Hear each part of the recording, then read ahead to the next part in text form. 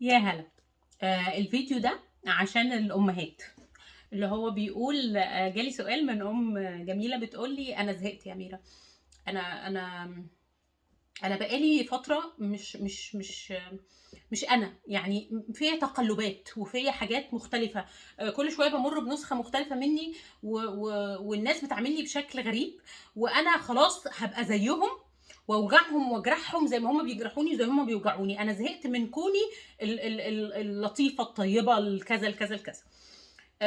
فانا قلت لها انا هجاوب على السؤال في فيديو، عشان انا جالي السؤال ده باكتر من طريقه وباكتر من صيغه بشكل مختلف، وانه معظم اللطفاء الطيبين اللي هم ما بيحبوش يوجعوا حد وما بيحبوش يجرحوا حد وي وي وي بيبقوا متضايقين في الاخر من نفسهم ان هم كده، وحاسين بان هم بقوا ضعفة، بقى عندهم ضعف، وان هم عايزين بقى يهجموا على الاخرين عشان يثبتوا ان هم اقوياء ويوروا التانيين ان هم اقوياء.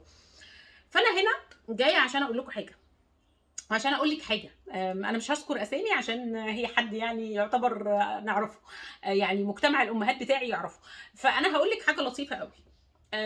انا هاخد التانيين دول اللي عمالين يجرحوا او يوجعوا او يقولوا او يتنمروا او يعملوا اي حاجه، واركنهم كده على جنب. الله يكرمك، يعني حطيهم لي كده على جنب. تعالي كده، اعملي صوره الاطار ده وحطي لي فيه انتي. انا عايزه اتكلم عنك انتي. وانا من فتره كنت هشارك معاكي حاجه انا كنت طالباها، وبعدين جات لي من كام يوم وحسيت ان هي سبحان الله ليها علاقه قوي بالموضوع اللي انت كلمتيني عنه. فانا هشاركها معاكي وهوريها لكم، عشان هي انا اول ما شفتها حسيتها بتتكلم عن هذا الموضوع. ايه ده؟ ده القمر اللي كلنا تقريبا، مفيش حد ما بيحبش القمر تقريبا، يعني بتكلم عن الستات بتحب القمر ماشي. فاحنا تقريبا مفيش حد فينا ما بيحبش القمر. ودايما كلنا بننبهر بالقمر لما بيبقى كده، لما بيبقى قمر كامل. بيبقى شوفوا حتى هي سبحان الله، يعني نهال نهال عملت هذا الفن الرائع. نهال حتى وهي عملته هي ميزته، يعني هي حطته في النص ان هو القمر الكامل لما بيوصل لمرحله الكمال وبيبقى قمر كامل. لكن القمر الكامل ده بيقعد معانا قد ايه؟ يوم، اتنين، تلاتة، يعني مرحله القمر. لكن طول الشهر هل القمر بيبقى كامل كده؟ ما بيبقاش كامل. بيبقى ايه؟ بيتحول، بيبقى له تحولات القمر. كل تحول من التحولات دي ليها جمال، ليها طابع، ليها رونق.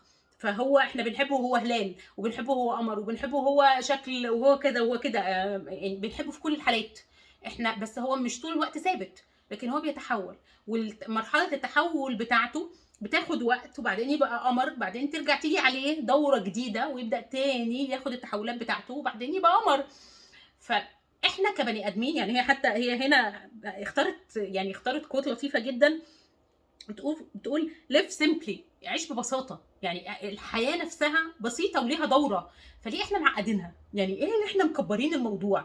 ليه يعني متخيلين؟ انا احبها قوي، يعني انا بعلقها ورايا، وحاجه حاجه قمر، لان هي كانت جات لي قبل كده وبعد كده حصل فيها كسر ولا حاجه، ونهال خدتها عشان تصلحها تاني، عملت لي واحده جديده من الاول.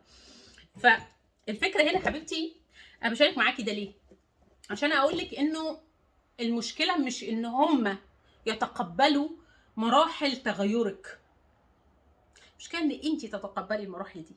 احساسك بانك انت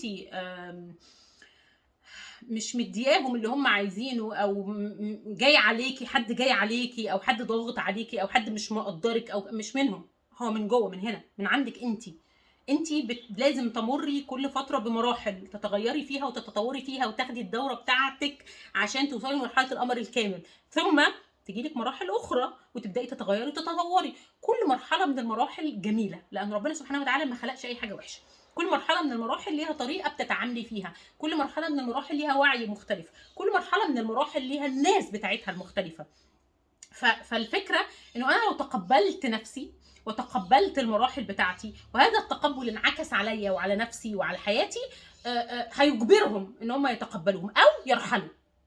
هي دي الفكره، انه في ناس ما بتقدرش تتقبل انه انت قررتي انه انت كل شويه هتابجريد، هتبقى نسخه مختلفه جديده منك. فلا، هم تحكميين جدا، عايزين النسخه اللي هم متعودين عليها، اللي بيقدروا يتحكموا فيها، اللي بتقدر تعمل اللي هم عايزينه، اللي بتدي تدي تدي تدي وما تاخدش حاجه، اللي فلا، انت ازاي تسمحي لنفسك ان انت تفكري ان انت تحسي انك بني ادمه؟ فالنوع ده من الناس ممكن يبدا يوجعك او يقول لك كلام او يتنمر عليك عشان يرجع يتحكم فيكي تاني، او تديله نفس الحاجات اللي انت كنت بتديها، لانك خلاص قررتي ان انت تدي الحاجات دي لنفسك، قررتي ان انت تشوفي نفسك الاول. لا، هم بقى بيفضلوا يضغطوا عليك عشان يحصلوا على ده. فكونهم ان هم يضغطوا عليك عشان يحصلوا على ده، هم بيشككوكي في اللي جواكي، بيشككوكي في المرحله اللي انت فيها، بيشككوكي في تقبلك لنفسك، بيشككوكي في استحقاقك للاشياء، انك حاسه، بيحسوكي ان انت بقيتي انانيه، انت بقيتي باصه لنفسك قوي، انت بقيتي ما بتضحيش عشان الاخرين، انت بقيتي مش عارف كذا، انت بقيتي. فبيفضلوا يرموا احكام عليكي ويوجعوا بقى، عارفه، يوجعوكي سيكا، انت حسستينا بكذا، انت اللي خليتي كذا يحصل، وانت فيشتغلوا على جلد الذات عندك، يشتغلوا على اللوم بتاعك، اللي طبعا احنا عارفين الناس المعتقه دي بيشتغل عندهم ايه اوتوماتيك، في عطاء في لوم على طول، في جلد ذات. فانت لما بتتعافي من جوه، بتتعافي من الحاجات دي، تقدري تتعاملي مع هذه الامور وبتشوفيها واضحه جدا. لا، مش هخلي حد يحملني نتيجه مشاعره، انا ما بقتش مسؤوله عن مشاعر الاخرين، ما بقتش مسؤوله عن طريقه تعامل الاخرين معايا، طريقه تعامل الاخرين معايا دي بتاعتهم هم، لا هم يتعاملوا معايا بطريقه دي تدل عليهم هم، ما تدلش عليا انا استحق طريقه معينه، او انا المفروض اقبل التعامل معايا بطريقه معينه، لكن ما اقبلش طريقه اخرى. هم بقى مش عايزين كده، ليه؟ فيفضلوا يعملوا ايه؟ يستفزوا فيكي، يضغطوا عليكي، او يهددوكي بالبعد. فانت بقى وقدرتك، والله يهددوكي يستفزوكي، فانت ثابته من جوه، وبقى عندك حمايه نفسيه ليكي من جوه، انك ما تتاثريش بهذه الاشياء، وان ما حدش يحملك نتيجه مشاعره، وان ما حدش يحملك نتيجه ان هو سعيده او مش سعيده، ولا مبسوط ولا مش مبسوط، ولا ما انت مالكيش علاقه، انت مسؤوله عن نفسك وعن المسؤولين منك، لكن انت مش مسؤوله عن حد ناضج عاقل كبير. فانت بقى لو تحملتي هذه الذنوب والاشياء منهم، انت بتاخديها وتدخليها جوه، عايزاكي تتقبلي اللي جوه، وتخرجي الحاجات دي، وتفصلي بين مشاعرك انت ومشاعرهم اللي بيخلوكي تتلبسيها.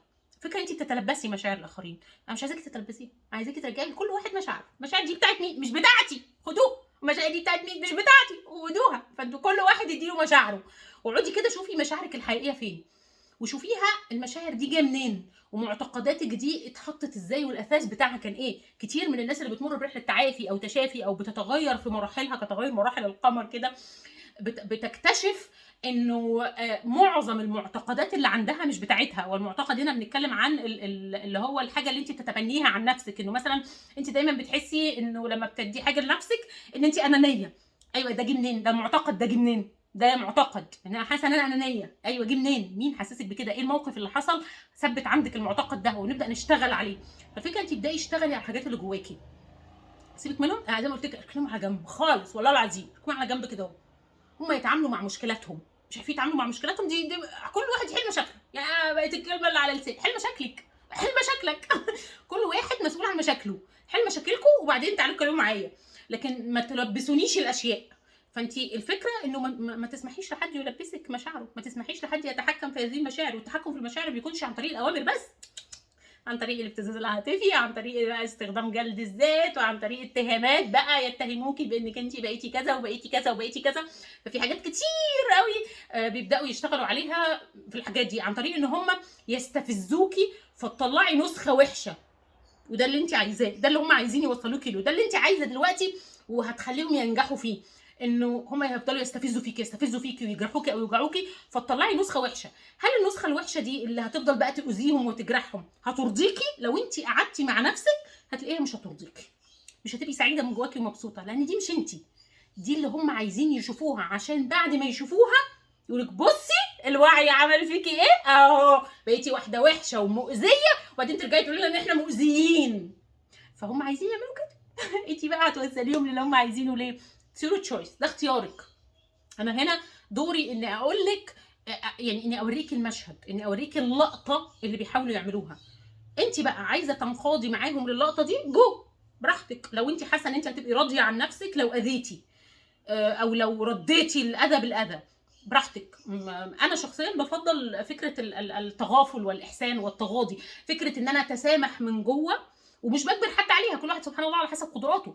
انه التغافل والتسامح من جوه بسامح، مش همشي شايله تقل العبء ده عليا. وارجعي الفيديو عن التشافي هتلاقيه على قناتي على اليوتيوب.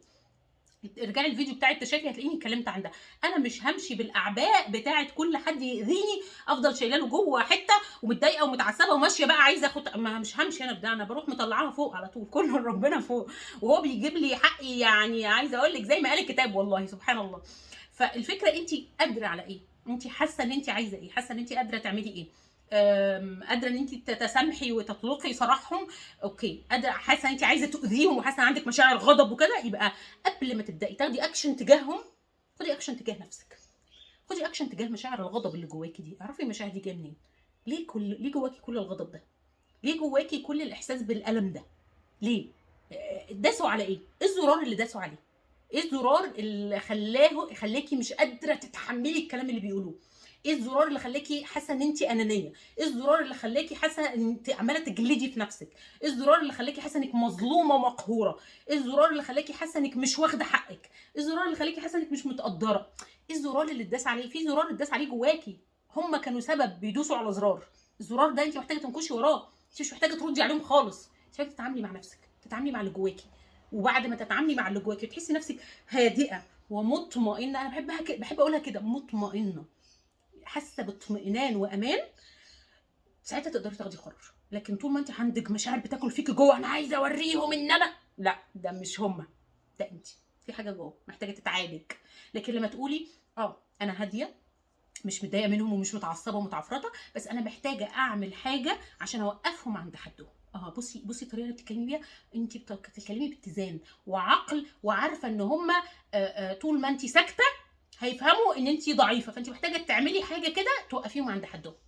ده كده اوافقك، اقول لك ده تصرف عاقل، ده تصرف نابع من جوه فعلا، مش جاي من ان حد داسلك على زرار، لا انت عارفاهم فعلا وعارفه ان انت لازم تديهم سيكه كده صغيره عشان يقفوا عند حدهم ويعرفوا حدودهم، يبقى تمام. لكن فكره ان انت انا مش قادره اتقبل، انا مش قادره اتحمل، هم ليه بيعملوا فيا كده؟ لا ده كده في مشاكل كتير جوه محتاجه تتحل. فكل اللي انا عايزه اقوله لك، اول حاجه تقبلي اطوارك اللي هي زي اطوار القمر. افتكري القمر وافتكري ان ليكي اطوار، تقبليها. شوفي الزراير اللي هم عمالين يدوسوا عليها جواكي، الفكره اللي عماله تدور في عقلك اكتر واللي عماله تقول لك ايه. كل ما هم بيعملوا كده عقلك بيقول لك ايه؟ بيقول لك انا مش هسكت على ان انا اجي على نفسي كده اكتر. ايوه جيتي على نفسك في ايه بقى؟ صلحي الحاجات دي وعالجيها. مش هسكت ان هم يظلموني اكتر. ايوه اتظلمتي في ايه اكتر؟ صلحي الحاجات دي وعالجيها. انا مش هسكت ان هم يتهموني اكتر. حلو، الاتهامات دي جايه من احساس بجلد ذات. ليه؟ كل زرار بيدوسوا عليه هو شيء بيقول لك في حاجه عندك محتاجه تتعالج، وانت بقى دورك انك تشتغلي الحاجات دي. وقتها مش هتحسي ابدا انك محتاجه تاخدي اكشن حالا دلوقتي وانك متضايقه ومتوتره، بالعكس هتحسي انت يا سلام روقان انت عايشه في عالم مع نفسك. وهتحسي انك في الحقيقه اكثر توازنا. تصرفاتك جايه من منطقه وعي بنفسك ووعي بتصرفات الاخرين، مش تصرفاتك جايه من منطقه مشاعر وقتيه طالعه دلوقتي متأججه عليكي. فالفكره كده، انا عايزه تصرفاتك تبقى جايه من جواكي انت، من منطقه وعي بالذات. فلما بتيجي من منطقه وعي بالذات وكمان ترجعيها كمان الله عايز ايه. يعني الفكره الاحلى كمان انه انا وعيت بنفسي وبقيت عارفه انا ايه هيريحني وكده. فالله بقى عايز ايه؟ الله بيحب مين اكتر؟ الله انا اقدر اعمل ايه في اللي ربنا سبحانه وتعالى طالبه مني؟ يعني ان الله يحب المحسنين، الله يحب المتقين. انا المقام اللي اقدر اروح له فين فيهم؟ يعني اقدر اروح لمقام المتسامح بس، ولا اقدر اروح لمقام المتفضل، ولا اقدر اروح لمقام المحسن؟ اقدر اروح لاني مقام؟ يعني انا قدرتي الحاليه في اني مقام؟ اوكي ان قدرتي الحاليه تبقى ان انا مش مسامحاهم يا ستي، اتس اوكي. بس انا دلوقتي حتى متقبله دلوقتي ان انا متألمه ومش قادره اسامحهم، بس هشتغل على ده، مش هسيب نفسي كده. بعد شويه هلاقي انا رحت لانه مقام تاني، انه حته كل شويه اعلى درجه. انا مش عايزه اروح للمقام الاعلى فجاه، ما فيش حد بيعمل كده والناس بتروح وتنزل وتطلع. فانا مش عايزه افضل في حته واحده، انا عايزه كل شويه ارتقي بالمقام بتاعي واروح بيه في حته تانية احسن ليا انا من جوه، ليا من سلامه الصدر ونظافه القلب، انه مش شايله غل جوه، مش شايله حقد، مش شايله مش مضطره اعمل حاجه عشان حد. انا بعمل الحاجات عشان هي نابعه من جوايا كده، او عشان الله امر، او عشان الله سبحانه وتعالى قال كده. ف فاكره بقى الصوره الاطار ده اللي انت نفسك اللي طالعه منه، مش هم ولا تصرفاتهم ولا اللي بيعملوه. هم كل اللي بيعملوه مجرد ان هم بيدوسوا على زراير عندك. الزراير اللي بتداس عندك محتاجه تحطي نفسك جوه الاطار، جوه الصوره، تشوفي هتصلحيها ازاي، هتعالجيها ازاي، هتشتغلي عليها ازاي. بعدها من منطقه وعي واتزان تقدري تاخدي قرار. لكن انا لا احبذ ليكي خالص انك تاخدي قرار من منطقه مشاعر مفاجاه. خدي قرار من منطقه وعي وتوازن، هدوء، نضج. لكن مش منطقه ثوره وغضب وشعور جاي لي دلوقتي حالا. بالعكس، انا دايما اي حد من اصحابي، لو واحده صاحبتي بتسالني وبتقول لي اعمل حسب كذا مش عارفه ايه، بقول لها ادي لنفسك من 48 ساعه، من يومين ل3 ايام، لحد ما تاخد عشان تاخدي قرار. لان مشاعرك عاليه جدا، واي تصرف تاخديه دلوقتي هيبقى تصرف خاطئ. قبل ما اسمع ايه التصرف هيبقى خاطئ، لانه جاي من مشاعر متأججة حالا.